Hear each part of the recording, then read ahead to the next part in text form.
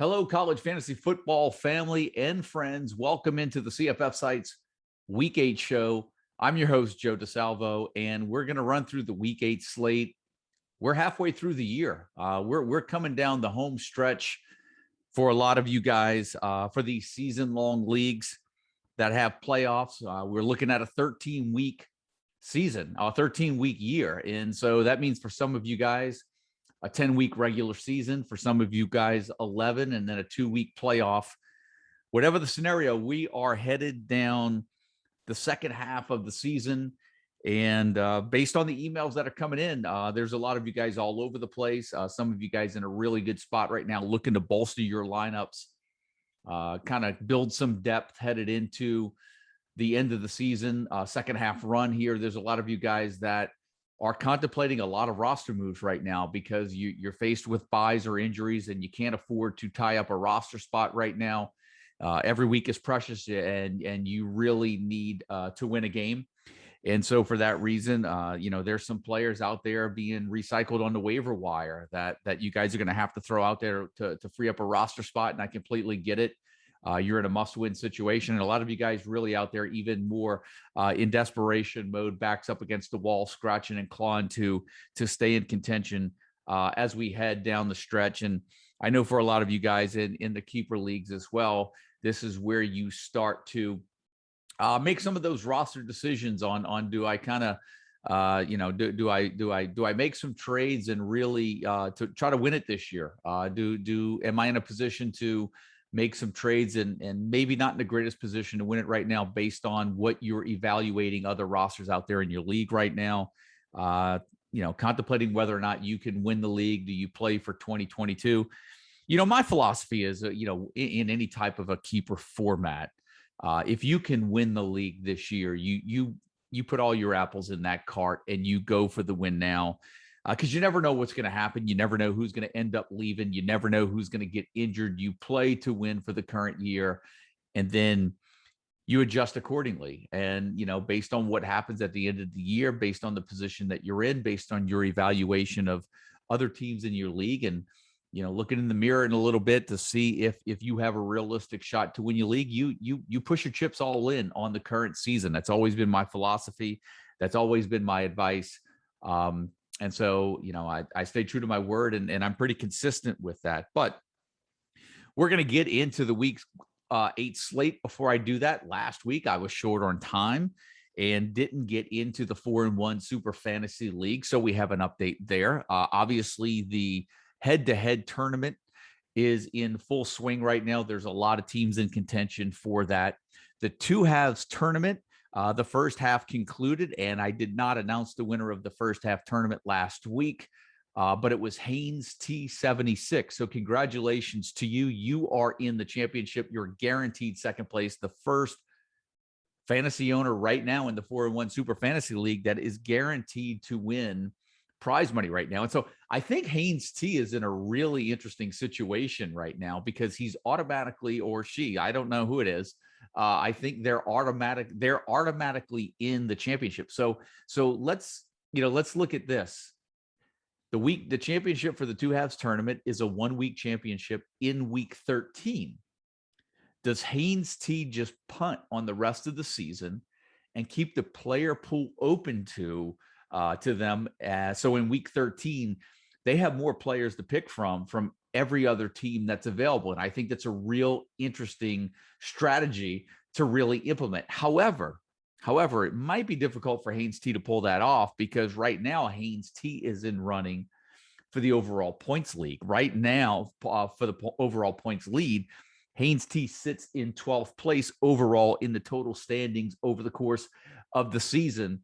So if Haynes, look, a little advice to you, if I were you right now, I'd be looking at that week 13 schedule, figure it out which players you want to roster in week 13. And I wouldn't play any of them up until that point. And like I said, bird in the hand, you're already in the championship. I'd play to win first place in that one and then try to go for other ones along the way. As I mentioned, Haynes T's in 12th place in the overall league, total points league.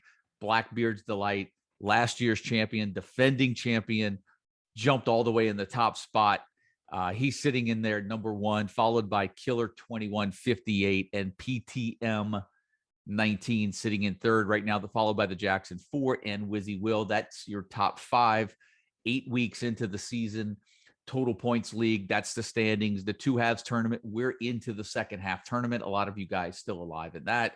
And the head-to-head tournament, a lot of you guys still in that. But Haynes T, congrats to you. You are in the championship of the two halves tournament by winning the first half tournament. And then Blackbeard's Delight, defending champion right now with about a 70-point lead atop the leaderboard right now. But that second spot is really tight. Killer 2158, only 21 points ahead of PTM 19. So I have a feeling there's going to be some jockeying in that total points league as we get down the stretch. And remember, the player pool is thinning out as the season wears on. And so that's an update for the 4-1 Super Fantasy League. Apologize to all of you guys for not giving you a shout out last week. But those are your leaders up until this point.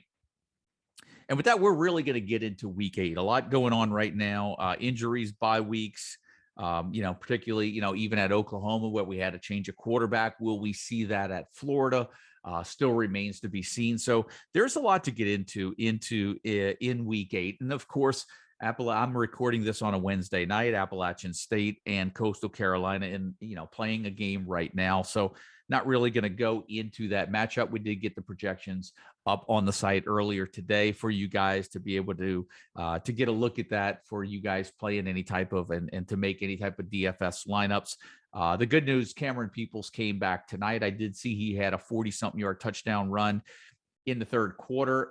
That's when I walked out and started hitting record on the podcast, and I'm sure I'll be checking the score along the way. But we're going to talk about the week 8 slate, and we're going to get right into the Thursday night matchups. Louisiana Lafayette playing at Appalachian State.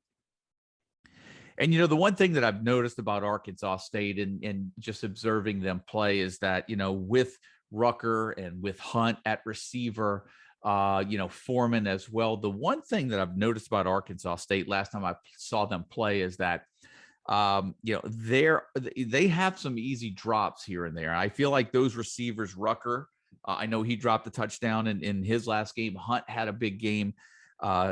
James Blackman, I believe, is still on the shelf. So we're going to get Lane Hatcher.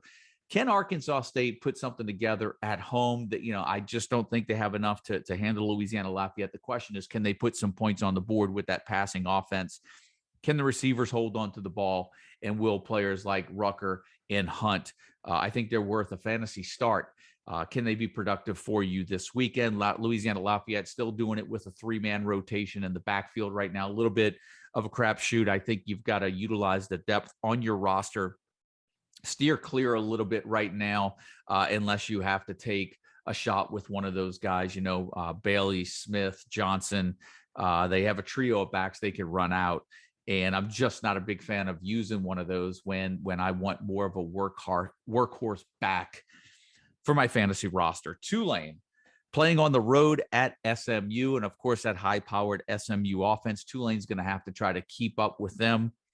The one thing that I've noticed is Reggie Roberson since the beginning of the year. It looks like he's gotten, it looks like he's played healthier, played at a faster pace than he was in the beginning. It seems like the emergence of Reggie Roberson, being healthy and him putting up numbers has cut into Grant Calcaterra's numbers, the tight end, who started off really strong, but his numbers have tapered off over the last several weeks. He's a real interesting roster move for a lot of you guys out there. I think if you require a tight end, there's a lot of you guys that have him that you're going to be looking to maybe start him. Or if you've gone out on the waiver wire and added another tight end, you've got a decision to make.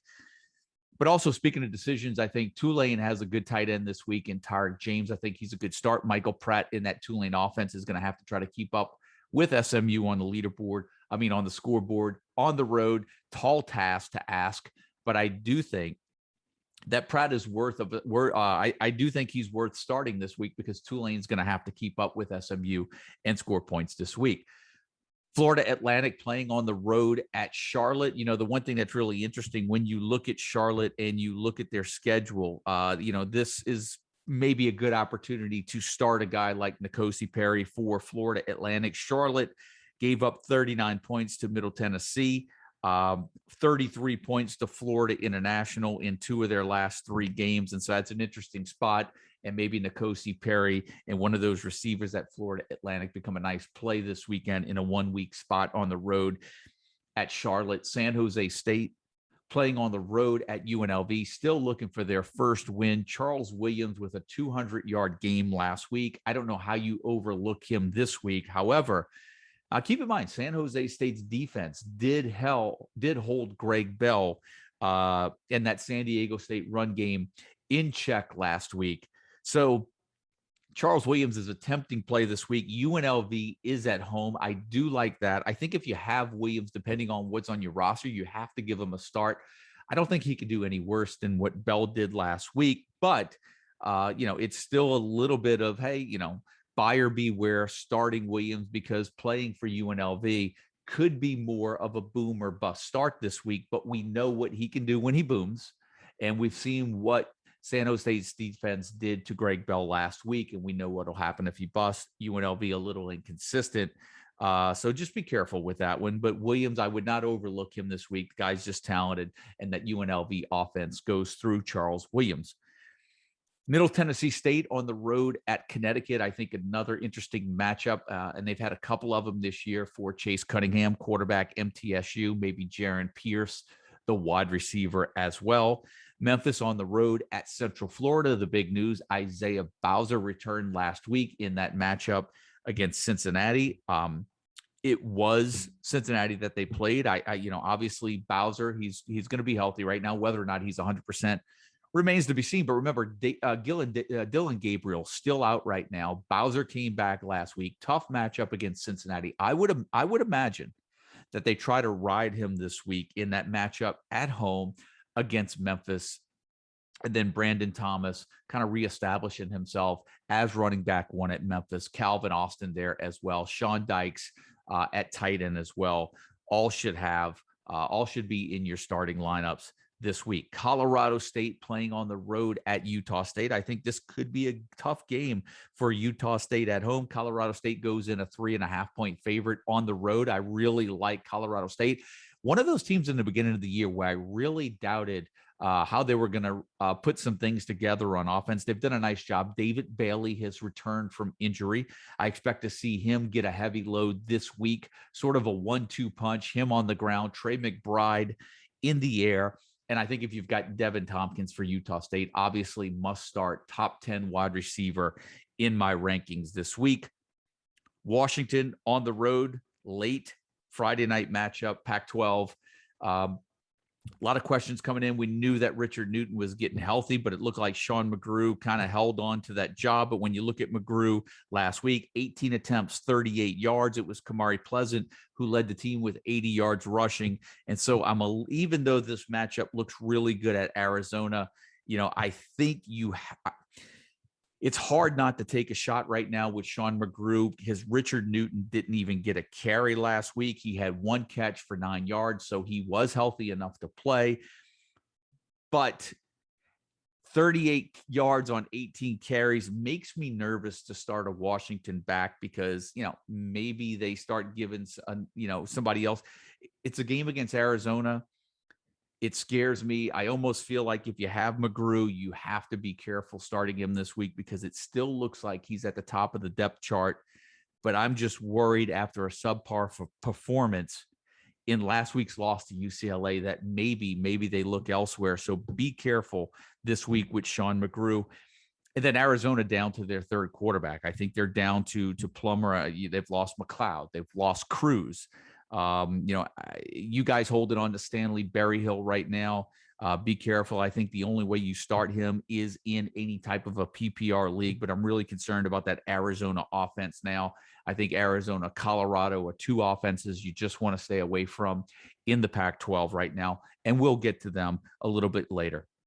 Moving on to the Saturday games, UMass at Florida State. Great matchup for the Seminoles this week. This is sort of like, hey, If you're holding on, you've got Jordan Travis. He gets to start here this week. I think this is a great spot for him. I think I have him near the top 10 in the quarterbacks this week against North Carolina. He had 120 yards, 2 rushing touchdowns, 3 passing touchdowns.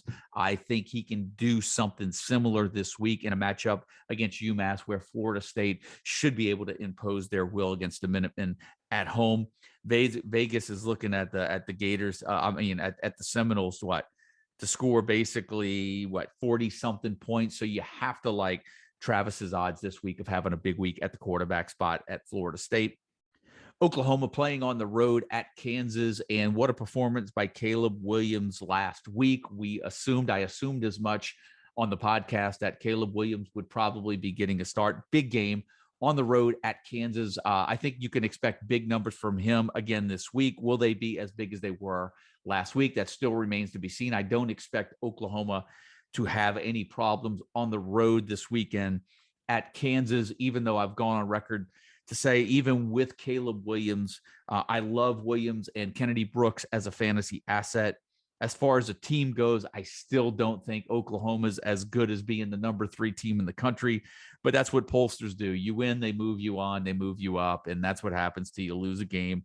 It's just the old way of doing polls, but there's nothing that Oklahoma has shown me this year to prove that they're the number 3 team in the country. They could have very easily have 3 or 4 losses up until this point, but a tip of the cap to the Sooners. They win games. They find out how to win them. That says, there's a lot to be said for that. So I can't take that away from them. I just don't think they're the number 3 team in the country, although Caleb Williams is going to be quite a fantasy player. And I think we found the quarterback. But remember, like I said, too, last week, Oklahoma, after that matchup against TCU, where Caleb Williams starts, when you look at Oklahoma, they had TCU, they have Kansas, then they have the matchup against Texas Tech. And I said on the show last week that now is the time to get Caleb Williams in, get these 3 games under his belt, because then Oklahoma goes to Baylor, home against Iowa State, at Oklahoma State. Realistically, 3 games that the Sooners can lose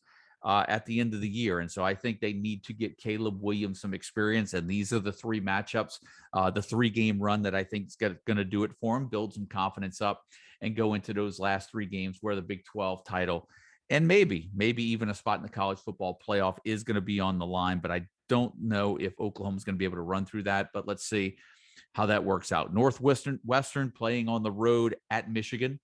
I think this is a good week for the Michigan run game. You've got Haskins, you've got Corum. I like both of those guys. I think you get them in the lineup this week.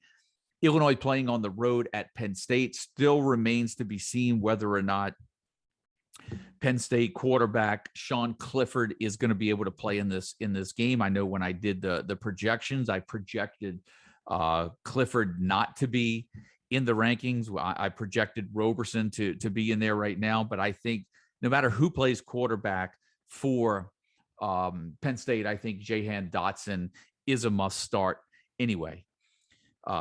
You're looking at Eastern Michigan playing at Bowling Green. Nothing really jumps out at me there at that matchup. Northern Illinois at Central Michigan. Lou Nichols doing his thing, so it's nice to see him consistently put up numbers now over at Northern Illinois. You guys that, holding on to Northern Illinois running backs right now, here's the pain with the MAC.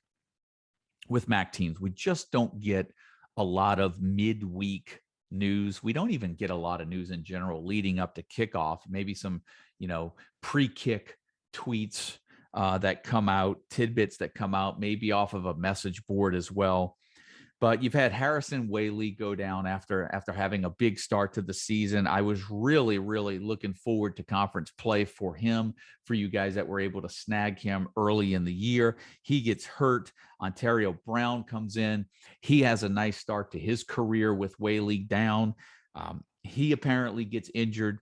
And then Jay Ducker comes in. Jay Ducker, another freshman, 33 rushing attempts, 210 yards last week in that win over Bowling Green. I don't know what's going to go on within that Northern Illinois backfield right now. So those backs are posting really big numbers, but I don't know. We don't know for sure who's healthy, who's going to start. So you're really, really in a tough spot right there if you have one of those Northern Illinois running backs. And I almost think that we have to see them play, have to see them healthy, see who's going to run with the show.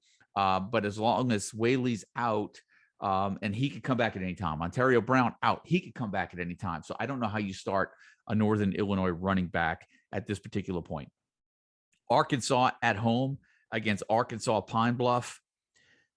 Should be a big week for the Razorbacks. I think KJ Jefferson, this could be a big week for him. Raheem Sanders, Treylon Burks. What we're hoping is that these guys get in. Arkansas can do their damage in the first 2.5 to 3 quarters.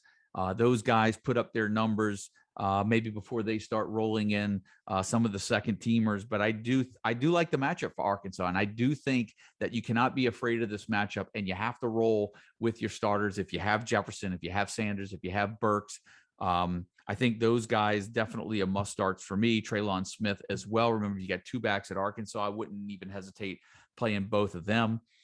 But I do think even though a matchup against Arkansas Pine Bluff, you get them in. Hope you get your points early. And I think Arkansas defense, obviously one of the top plays this week as well. I know some of you guys get dinged. There's a penalty for playing FCS opponents. Sometimes you don't. And if you don't, I think Arkansas is definitely a must play. Kansas State playing on the road at Texas Tech. Nothing surprising here. You've got Deuce Vaughn at Kansas State. He's going to be a must start for you guys. Kalen Geiger sort of establishing himself as the top wide receiver over the last several weeks. He wasn't so last week, but I still think you've got to give him a look this week. And even Sir Roderick Thompson at running back as well. You got to remember they played Kansas last week. Thompson ran for 83 yards, didn't find the end zone. Erica Zakama had the top, he was the top receiver, 5 catches for 76 yards. But over the last several weeks, Geiger has been the better fantasy receiver. And I think in a matchup against Kansas State, they're going to need him more. And I think you get him in the lineup this week. Wake Forest, interesting matchup against Army. Army gave Wisconsin all they could handle for most of 3.5 quarters last week, almost 4 quarters. Army got the ball back with a few minutes left to play for a chance to win the game at Wisconsin. I said it on last week's podcast. That was going to be one of those 3 yards in a cloud of dust game. It'll be interesting to see how Wake does against the Army defense. I think Wake's going to have a little too much, but you know what? Wake only a 3-point favorite on the road at Army. Interesting matchup right here. And one that you've got to be careful of if you have some of the Wake players, because here's the problem when you're playing against one of the academies. If Army, if Navy, if Air Force, they have one of these long sustained drives, right? All of a sudden they're eating 10 minutes off the clock, and the possessions become decreased for the opponent. That's what you got to worry about for Wake Forest. That would be the concern with Sam Hartman this week. But I do think, I think the matchup is too good for Wake. Wake has proven themselves this year. And I think, you've got to take a look at A.T. Perry, Jaquari Roberson as well. I think if you've started those guys every week, I think you keep them in a matchup against Army. I don't think the Army secondary is going to be able to match up with them. I think the only way that you don't get great fantasy or really good fantasy value out of your Wake players this weekend is if Wake's defense can't get Army off the field and Army milks away the clock. That's what you've got to be concerned about there. Cincinnati playing on the road at Navy. I don't see much of a concern for Cincinnati because their defense is so solid. I do think they'll be able to shut down the Navy offense, and Jerome Ford, one of the top backs this week for us this week. Syracuse on the road at Virginia Tech. That Sean Tucker, why am I drawing a blank? Garrett Schrader, 1-2 punch has been really good for Syracuse. I see no reason why that should, I see no reason why that should, stop this week. I think they keep on rolling on the road at Virginia Tech. It's interesting, guys. What's funny is I'm getting messages here about App State game, Coastal Carolina. Some of you guys sending emails in. I'm looking at things flashing across my screen as I'm reading, and I'm trying to record this as I'm reading some of the emails come in, and some of the scoring updates come in. So bear with me here, but that's why I was kind of a little stumped for words right there, paying attention to the game and some of the emails flashing across my screen. But that's life on a Wednesday night. I know you guys are itching for the projections to hit the site. They'll be up there late tonight. I always have them so they're ready for you guys to check them out or on Thursday morning. And they were ready earlier today. There was a reason I didn't post them up on the site a little earlier. I don't like having a ton of messages come in when I'm about to hit the hay, and I like for you guys to kind of wake up fresh early in the morning, hit me with a bunch of questions. And I've got the whole day kind of blocked out to answer the emails and answer the lineup questions and answer any questions that you guys have in regards to any of the projections. Kent State playing on the road at Ohio. That Ohio offense, we were talking about Schrader and Tucker for Syracuse. Ohio's done something very similar with Tuggle and Rogers. A nice 1-2 punch. They've figured out the offense was to get away from Rourke, and they've looked different. They're only 1-6 right now, but their offense looks a lot better with Rogers and Tuggle. That 1-2 punch. Remember, O'Shawn Allison. I went on the show in week 2 saying how O'Shawn Allison just looked better than Tuggle in that offense. He was catching balls out of the backfield as well, but the offense has changed it up. And since they've turned to Rogers, it's been Rogers and Tuggle 1-2. And it's very similar to what Syracuse is doing with Tucker and Schrader. I think they're worth a start at home this weekend. Both of them against a Kent State team that has been okay. Their offense hasn't been explosive as we thought that they would be early in the year. However, I do think that this is a decent matchup for Dustin Crum, who has become more of a matchup quarterback this year because he's had some really, really disappointing performances this year. Dante Cephas really establishing himself as the go-to receiver for me. He's a must start. And then Marquez Cooper, 3 100-yard games this year. I think you've got to give him some serious consideration and to start this week if you've got him on your roster. Texas State playing on the road at Georgia State. Just one observation I've made about the Panthers this year. I don't know what's going on at Georgia State, but it seems like they have flipped their entire roster from last year. I mean, they've gone from Cornelius Brown to Granger at quarterback. They've gone from Destin Coates to Tucker Gregg at running back. At receiver, I mean, they've got Josias Creedle. They've had Aubrey Payne, the tight end. Like we're used to Roger Carter. What happened to Cornelius McCoy, Sam Pickney? This is a completely different Georgia State offense than what we were looking at last year. Everybody came back, and now it's a new look. And yet they're doing things right. They won at Louisiana Monroe 2 weeks ago, 55-21. I just have no idea what's going on at Georgia State right now. And for me, they're just more of a stay away. If I'm going to start anyone in this matchup this week, I would roll the dice with Granger at quarterback, and I would take a shot with Tucker Gregg at running back. But other than that, I'd stay away from the McCoys and Pickney. I wouldn't even think that many of you guys have them on your roster right now. Wisconsin playing on the road at Purdue. David Bell coming through for me last week. Had him projected pretty high. I had certainly a lot of confidence in David Bell. He had gone back-to-back years catching at least 13 passes against the Hawkeyes. Another huge week last week. David Bell is just a tough sit. I don't care if they played at Iowa. I don't care if they play Wisconsin this week. He's just one of those guys that you cannot sit. Wisconsin, I think when you're looking at the Army game and what's happened over the last couple of weeks, you've got to give Braylon Allen some serious consideration. 16 carries last week against Army, 108 yards and a touchdown. Teammate Ches Malisi, 16 carries, 66 yards. Allen seems to be the more valuable fantasy back right now. However, I will say this. I do think this is a matchup I do think this is a difficult matchup this weekend for Wisconsin. I know they're playing Purdue. Wisconsin, a 3-point favorite on the road at Purdue that just beat an Iowa team. Wisconsin beat Army. Wisconsin's offense really hasn't looked good at all this week. Purdue's run defense hasn't looked bad. Wisconsin's either going to be able to run it or they're going to be able to run it or they aren't. This could be a really, really difficult spot here to start Braylon Allen. And on paper, when you see the matchup, I thought it looked good at the beginning of the week. I'm not so sure now. Weigh your options out. But for me, Allen is the only player that I would consider starting on the Wisconsin roster. Clemson on the road playing at Pitt. Again, Pitt had that win against Virginia Tech last week. Kenny Pickett didn't put up the big numbers as he had over the first few weeks of the season.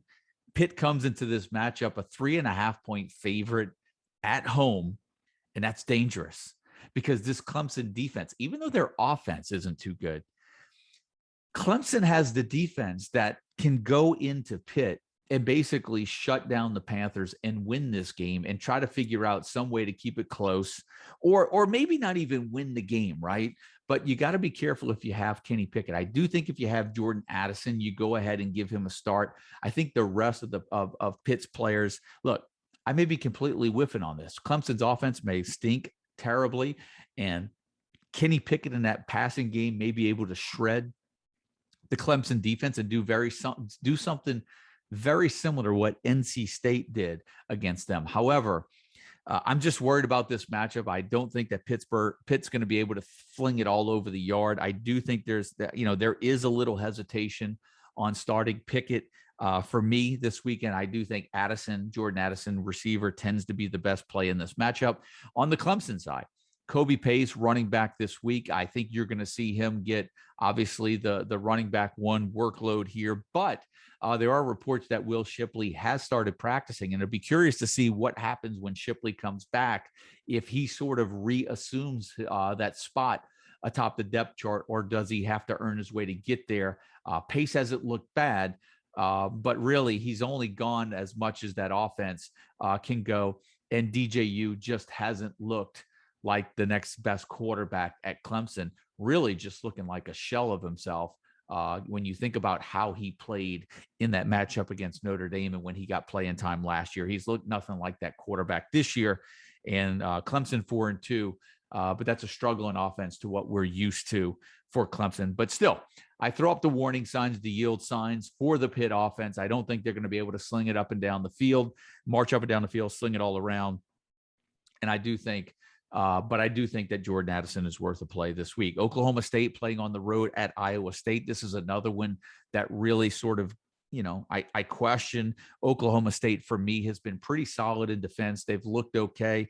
They went on the road, beat Texas, and all of a sudden now they're a 7-point dog on the road at Iowa State.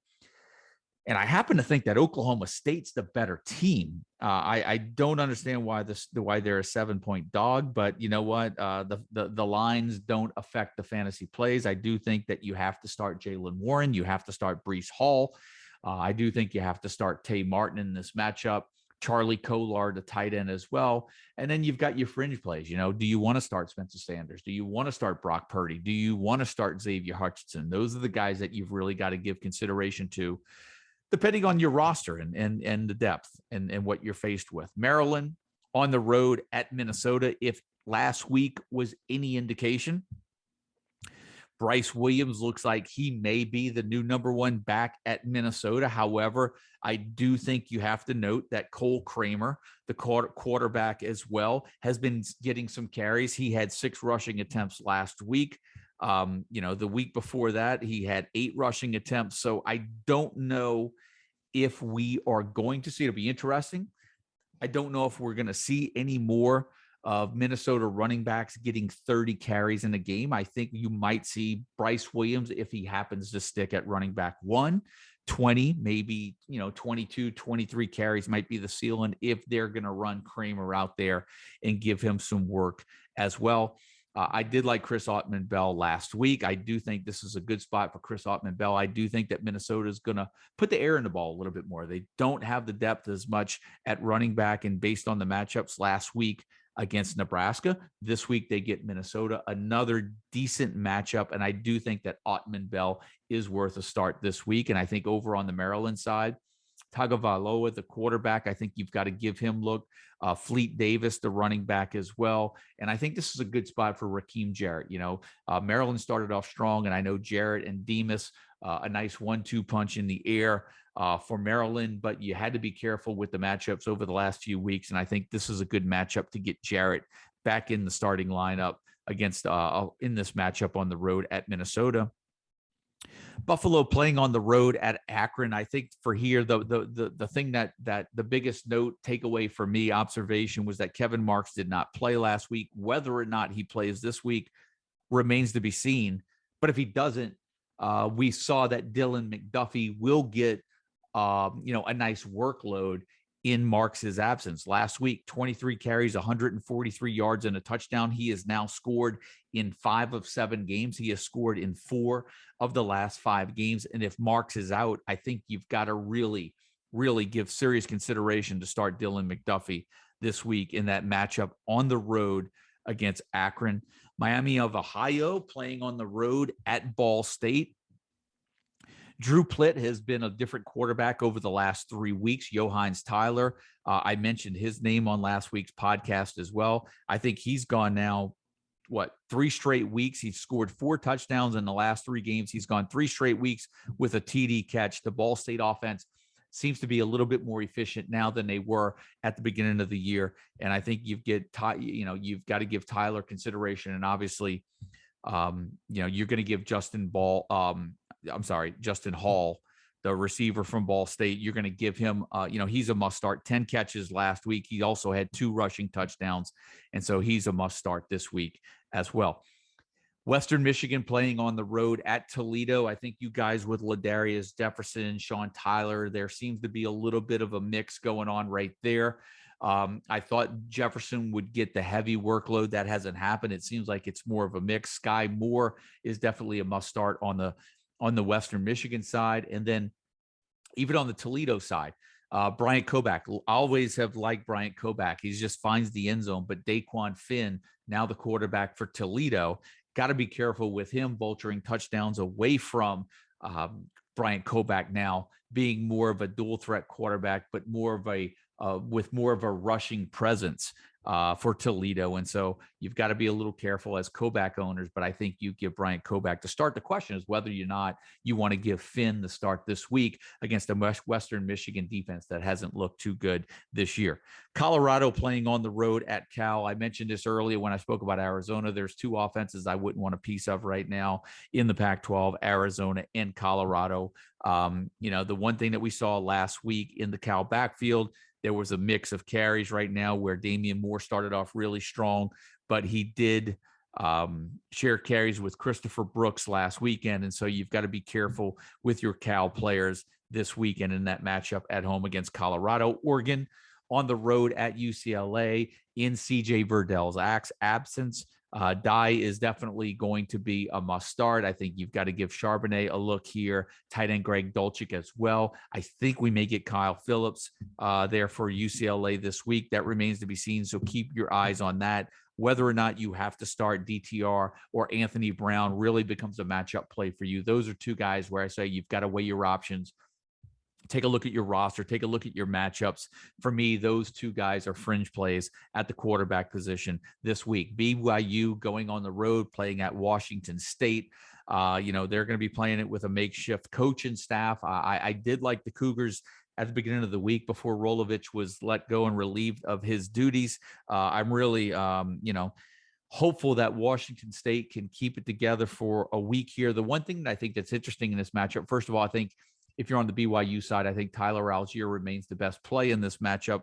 Although I do think that Washington State's defense has been respectable, but I do think you've got to give Algier the play in this one. And then I think Deion McIntosh got hurt last week, or may have gotten hurt the week before. Whether or not he's able to play, for me, dictates Max Borgi and whether or not you want to get him in there. And if McIntosh is out, I think you've got to go ahead and give Borgi to start. I really like him. What did he do last week against Stanford? Borgie had 89 yards rushing, 2 touchdowns. And so I think if McIntosh continues, if he's still on the shelf, I think you've got to give Borgie a serious look here in this matchup at home against BYU. LSU playing on the road at Ole Miss. I mean, the LSU running game has just come out of nowhere. I mean, Tyrion Davis-Price, 434 rushing yards and 5 touchdowns in the last 2 games. Before that, in the first 5 games combined, looked like he had about 66, probably about 130 rushing yards in the first 5 games. He topped that in that matchup against Kentucky. Went for 287 against Florida. There's no reason he's not going to go for over 100 yards against Ole Miss, right? I mean, look, if you get burned this week with Tyrion Davis-Price, you just got to tip your hat. But with a guy that is that hot right now for LSU, the way that running game's going, there's no way he's not in my lineup this week. The question is what goes on at Ole Miss. It's midweek right now. There has been some chatter about possibly Matt Corral missing a game. Here's my take on this, and it'll be interesting to, and I know that there's some coaches' comments that it seemed like that made him very questionable to play this weekend. Matt Corral was able to finish the game last week, and so I don't know how banged up he is, but I always worry about whether or not an injury is serious enough, because if a guy's hurt bad enough, you won't see him finish the game. Now, unless he got hurt on the last play of the game, on the last carry of the game, that's what, when they had the ball on offense, that's what I'm not sure about. But whatever he had, he played through. My guess is he's just really, really sore, really, really banged up. And I would imagine a guy like Matt Corral is going to do everything that he can to play for 2 reasons. One, he's in conversation right now for the Heisman Trophy. And if you're in that type of conversation right now, I think a player is going to do everything he can to get on the field. And I don't think LSU's defense is that great. And if he does play, I think he's going to be one of the top fantasy players for the week. What's interesting is that what's going on at receiver for Ole Miss, where Matt Corral, and I mentioned this in my notes and observations, he's almost got as many rushing attempts over the last 2 weeks as passing attempts. And so he's really done a number with his legs. And so whether he's going to do it through the air or on the ground, if Matt Corral plays this weekend, he's definitely a must start. New Mexico playing, New Mexico playing on the road at Wyoming's Xavier Valade, for me, the must start in this matchup. I'm not looking at past anything else on that. Rice playing on the road at UAB. Same thing with UAB. I'm not looking at much on the Rice side. Maybe if you've got Jordan Myers, maybe at tight end, that would be someone that you would consider. But this UAB defense is really should put the clamps to them. I wouldn't even be surprised if UAB pitches back-to-back shutouts. They shut out Southern Miss last weekend. Dwayne McBride over 100 yards last week. I wouldn't be surprised if he goes over 100 yards again, scores a touchdown. And I think if you've got him, you've got to give him some serious consideration in this matchup. Mississippi State on the road at Vanderbilt. Big question is whether or not Will Rogers will play. And then pay attention to the running back depth chart for Mississippi State this week, because it seems like there were some changes at running back going on. I know that Dylan Johnson was banged up a little bit after last week's game. Something we've got to pay attention to going into the weekend. Hopefully we get some updates on the Mississippi State backfield and with Will Rogers at quarterback as well. That seemed to kind of hurt his shoulder a little bit last week. East Carolina playing on the road at Houston. East Carolina run game has been respectable this year, but I do think that Houston defense has been tough against the run this year. I do think that makes it tough to start Harris or Mitchell for ECU this weekend. And I do think Alton McCaskill a must start for Houston at home this weekend against East Carolina. Boston College playing on the road at Louisville. Obviously Cunningham's going to be a must start. Louisville did change some things up in the backfield last game. Hassan Haskins did lead the team. Hassan Hall led the team in rushing. He had 162 yards and a touchdown on 14 carries. Jalen Mitchell, only 8 carries for 26 yards, but he did score a touchdown. I'm a little nervous about touching that Louisville backfield right now. Cunningham's the only one that I want a piece of right now. And I do think that this is a decent matchup for Pat Garwo for Boston College this week, going against that Louisville defense. And then I do think you have to weigh your options of what you're going to do. I think Trey Barry in tight end required leagues, I think you give him a start. But whether or not you want to start Zay Flowers, that's the questionable start for me. I don't know if you go there. I don't know if I have enough confidence in the consistency in that Boston College passing game right now. Talk about consistency in passing game. That's exactly what Malik Willis has not been, right? And so when you look at Malik Willis over the last 2 games, 6 interceptions. He's thrown 3 touchdown passes, 6 interceptions over the last 2 games. Remember earlier in the year, I was doing some shows with some guys, and the topic came up as well about whether Malik Willis was going to be worthy of the number 1 pick, because what we were worried about was Liberty's schedule being so weak that Malik Willis was not going to be playing 4 quarters. Well, what has happened this year? All of a sudden, we're looking at a 5-2 Liberty team that lost to Louisiana Monroe. Okay, they lost to Syracuse, no shame there. But they've not been running through teams. And really, I had mentioned this a couple of shows ago. This was the part of the schedule where you were really, now look, don't get me wrong, Malik Willis is still putting up numbers, but he's thrown 6 interceptions over the last 2 games. I can only imagine how his numbers would have looked had he not done that. This was supposed to be the stretch of the schedule where I said 3 weeks ago, Middle Tennessee State, UL Monroe, North Texas, UMass. Wow. Give me that all day, every day with Malik Willis. Let's see if he could put a game together on the road at North Texas without throwing an interception, move that offense up and down the field. Let's see if we have a chance to get that 50-point game out of Malik Willis this week or next week. Something inside of me tells me we're going to see one of those 45 to 50-point games from him sometime over the next 2 weeks. And then remember, then they go to Ole Miss, then they get Louisiana Lafayette, and they close with Army. And the way that Liberty has looked up until this point, I have to tell you, I'm a little concerned about the Louisiana Lafayette matchup and the Army matchup to close the year. I still think they'll probably score points on the road at Ole Miss.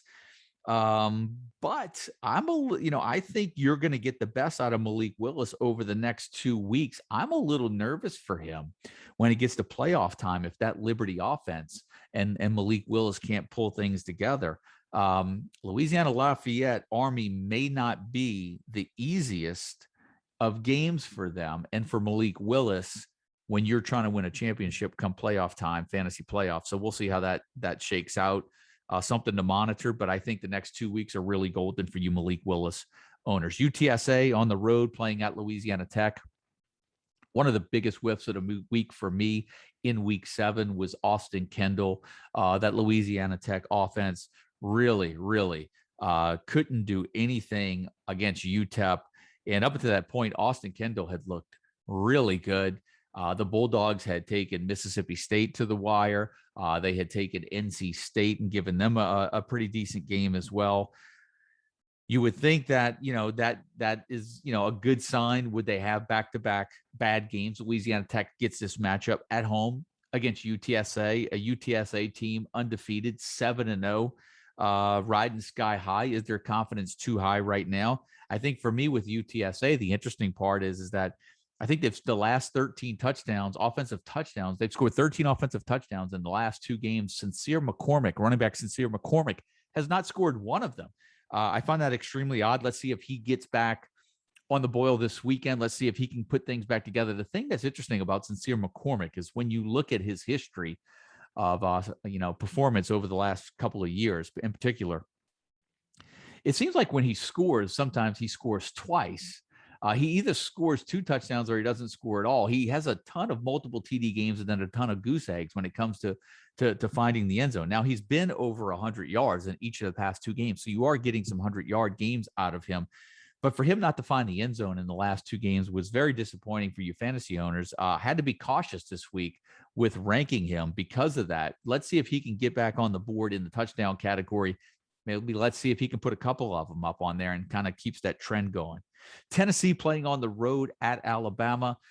This is something that we've got to monitor because Hendon Hooker, I know he got hurt there at the end of that game last week against Ole Miss. For me, that really changes the dynamic and the fantasy outlook for the Tennessee offense and their receivers if Hendon Hooker is not able to play in this matchup. So I don't want to go too deep into the Tennessee side because I do think Hooker's health matters when it comes to giving consideration to the rest of the Tennessee players that you might have on your roster to give consideration. To start over on the Alabama side, Brian Robinson really establishing himself as a top fantasy back. I think he's a must play this week.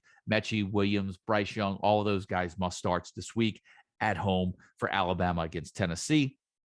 San Diego State on the road at Air Force. This will be a real interesting matchup right here. San Diego State going on the road to Air Force. I think you're going to see a battle of the running backs right here. Obviously, you've got Brad Roberts for Air Force. One thing that I mentioned in my notes and observations on him, he's gotten 20-plus carries in all but one game, 25 carries this year in 5 of 7 games. He's got 3 multiple TD games in his last 6. He has scored in 5 of his last 6. Going against a tough San Diego State run defense. But then the same could be said for Greg Bell. Very subpar performance last week against San Jose State. I actually think that Air Force's defense is better than San Jose State's, but that doesn't necessarily mean that Air Force is going to be able to shut down Greg Bell as San Jose State did last week. I think if you have Bell and you have Roberts, I think you have to play them. I think both of those guys are going to get a ton of carries this week.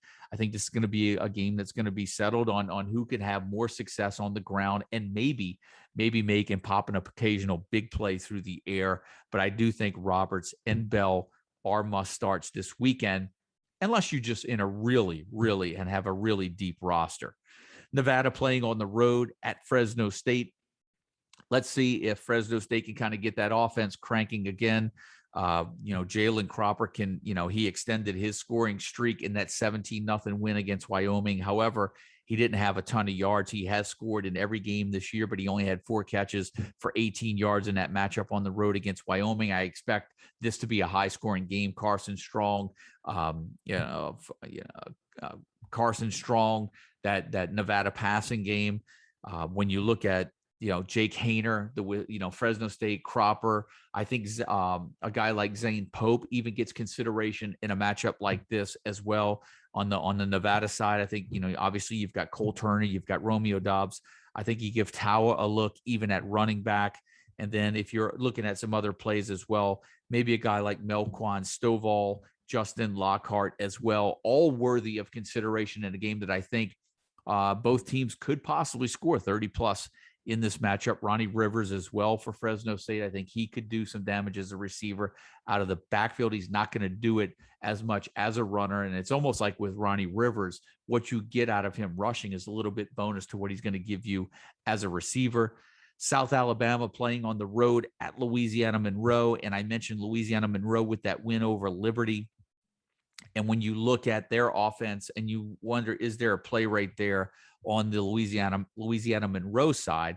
And you take a player like Andrew Henry last week, 15 carries for 80 yards and a touchdown, caught 2 passes for 23 yards and a touchdown.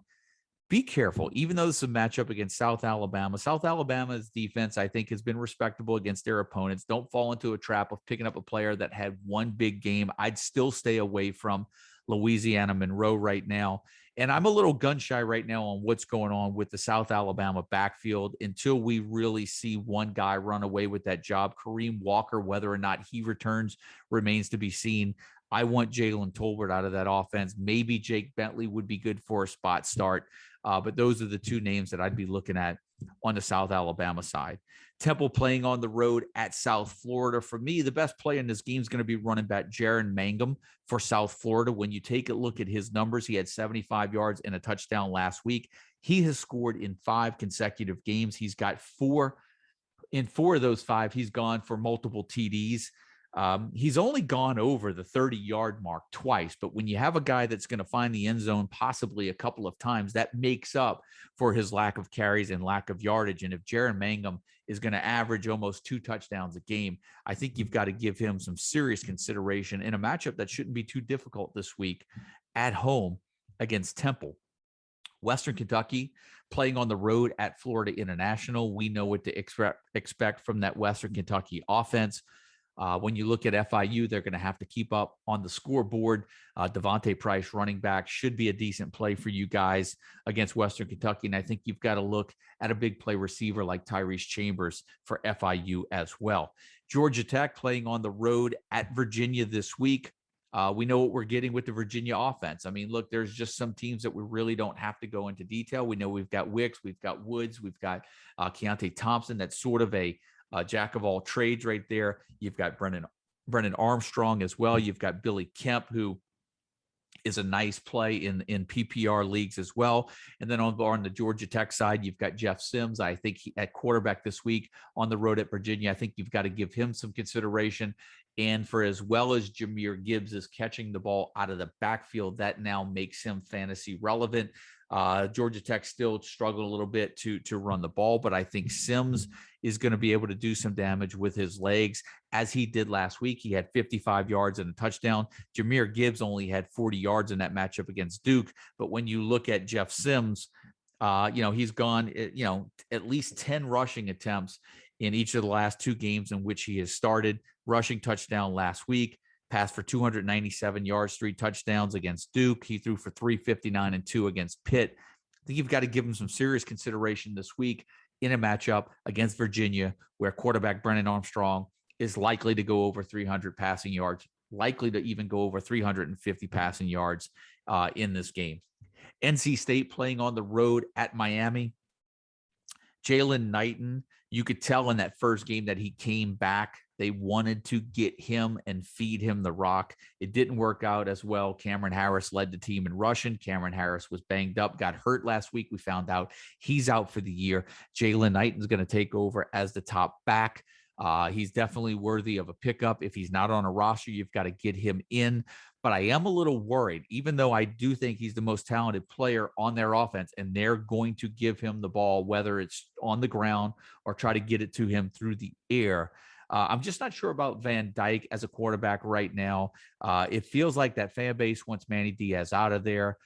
We just saw where Pope and D. Wiggins, it looks like they're hitting the transfer portal.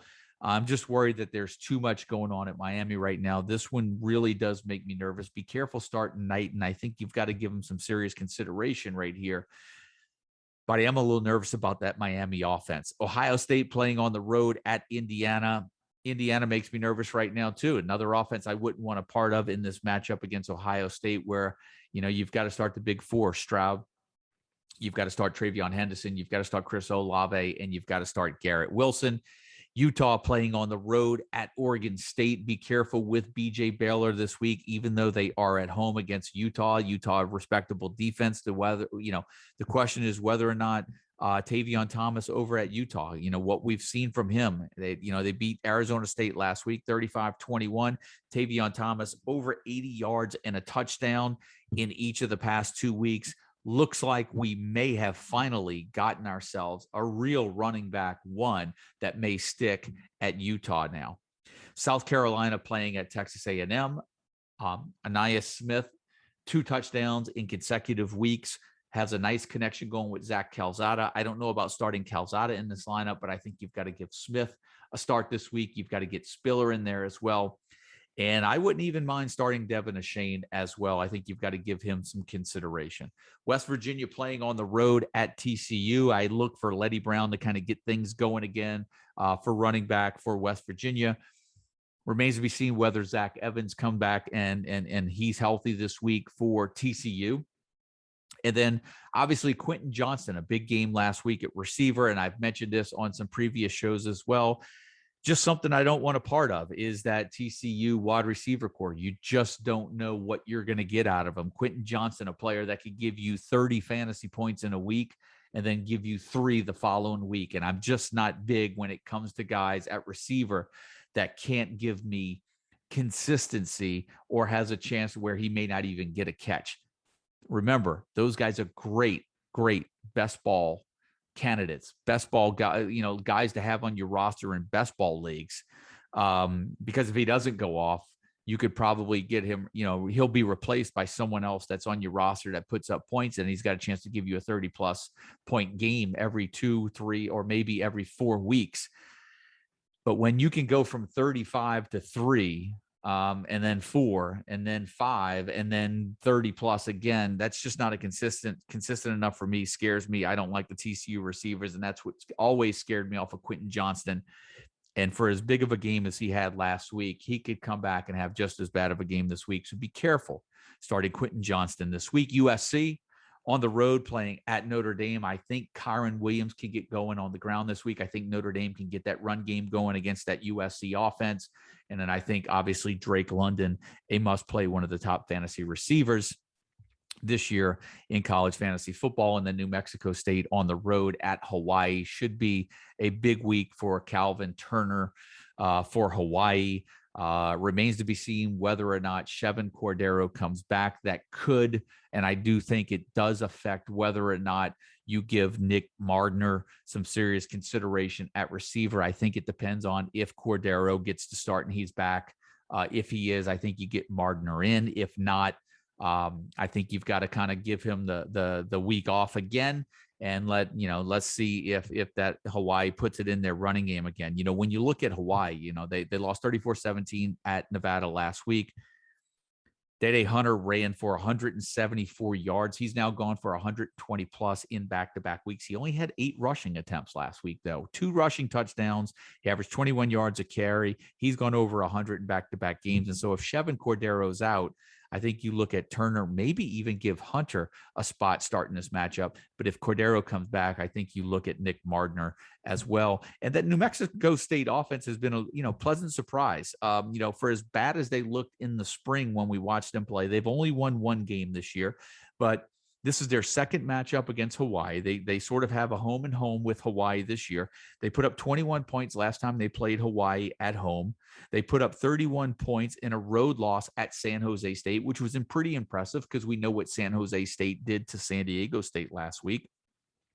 And then they put up 28 points on the road at Nevada in their last game 2 weeks ago. They're coming off of a bye. I think this could be a nice sneaky play for a quarterback like for Jonah Johnson. When you look at his stats, he's gone over he's got 3 300-yard passing games this year. He's gone over 280 for the last 3 games, 300 in his last 2 games. As a matter of fact, he's thrown for 300 yards and 3 touchdowns in back-to-back games, and those were games at San Jose State, at Nevada. Both teams, I feel, are better than Hawaii, and so I think you also, if you're looking at him, look at a guy like Isaiah Garcia Castaneda, who has he's caught a touchdown pass now in 3 of his last 5 games. He's got over 75 receiving yards in 4 of the last 5 games. Could be a sneaky play for you guys this week. And then maybe even a guy like Jared Wyatt as well, who has gone over 50 yards 3 consecutive games, over 60 in 2 of his last 3, has caught a touchdown in 2 of his last 4. And so I ended with New Mexico State saying that's a little bit of a hidden gem somewhere in that matchup on the road at Hawaii to close out the week. That is the late game. So at the very least, it gives some of you guys, if you're looking for one of those week 8 diamonds in the rough, an excuse to stay up to 1, 2 o'clock in the morning if you have a player going in that matchup in a game at Hawaii. And that takes us through the week 8 slate, guys. So, we updated the 4-1 Super Fantasy League. We went through the week 8 slate. I've said this I say this every year at this time of the year of every show that I do around week 8 or week 9. What we have seen up until this point is what we're going to get, unless you see a change at quarterback like Oklahoma made, unless you see something like what happened late so far at Utah with Tavian Thomas now over the last 2 games establishing himself as running back 1. For most of the year, what you see is what you get out of the offenses. What you've gotten now is what you're going to see through the end of the year. When you look at Boston College and they lost Phil Jerkovic, the inconsistencies at receiver has really hurt a lot of you guys that have had Zay Flowers. The TCU passing game, the inconsistency when it comes to starting a receiver there. Those are things that tend to just stay the same all year long, and you've got to really be careful of chasing points. And this is why I say chasing points, because there's a lot of you guys that see a player have a really big week. You go in for him at the waiver wire. He's only had 1 big week. And then the next week you start him and he lays an egg a lot. And so when I say chasing points, I know that there's a lot of you all out there that probably have Quentin Johnston on a roster, or he was on a waiver wire, or you used to have him rostered. You drafted him, was very disappointed in him. He had one big week. He stunk. You dropped him. He hit the waiver wire. He had a big week last week. Somebody went in on him and now is expecting him to do that every week. I'll be surprised if he does. Now, I'm hoping to put the jinx on him for a lot of you guys that do have him, but I'm sorry, unless he starts having some back-to-back games, it's really hard. And what you see up until this point is what you've gotten. Remember, talk about a team that played tonight, Coastal Carolina. The running back rotation that's there, Shamari Jones, Reese White. I think we're seeing a little bit where Shamari Jones is going to be more of the goal line back, but you're still going to see Reese White get carries too. There is no CJ Marable in that offense, that running back that's going to give them 15 touchdowns right now. It's just not the way that they're set up. They're not going to change things 8 weeks into the season. And what you see is what you get. That's the theme, I guess, of what I'm trying to say. 8 weeks into the season, guys, trust what you have seen up until this point. When you get this far into the season, it's all about identifying consistency. It's all about identifying those guys that you're going to be able to put into your roster, and you know that you're going to get consistent production from them every week. That's what you're looking for. That's the hope. And that's what we'd like to see happen in week 8. So that's it. That's the theme of the show this week. What you see is what you get. And that's the same I can say for me. My name's Joe DeSalvo, the voice of the CFF site. What you see is what you get. We try to stay to script every week. Thank you guys for tuning in this week. When we come in week 9, there's going to be a lot of you guys that are, when we get into next week, it's going to be the last couple of weeks. We're either going to be in the last 2 weeks or the last 3 weeks of your college fantasy football regular season, if you have playoffs that are incorporated into your league and you just don't play on points. So we're coming down the stretch now. We're almost into week 10. And that's where things start changing for me when we get to double-digit numbers. And that's when I start seeing a little bit of light at the end of the tunnel. Thanksgiving right around the corner, and we know that the season is really starting to close. So here we are, week 8. We're just a couple of weeks away from week 10, and we're just a couple of weeks away from the college fantasy football playoffs. And so that's it, guys. That's going to do it for this week's show. Good luck to everyone out there. Thanks, you guys, for supporting the site. Thanks for you guys for giving us the likes on the videos on YouTube, for giving us the listens on the podcast. We should have this up on the website for Thursday. The top 10, I think, is already posted on the site. Projections will be there first thing in the morning. Mike's going to have a lot of DFS content coming your way over the next 48 hours. Good luck for all you guys in leagues. Good luck for all you guys playing DFS. The content is going to be up on the site when you wake up on Thursday morning. And that's going to do it, guys, for week 8. I'm out of here. See you next week.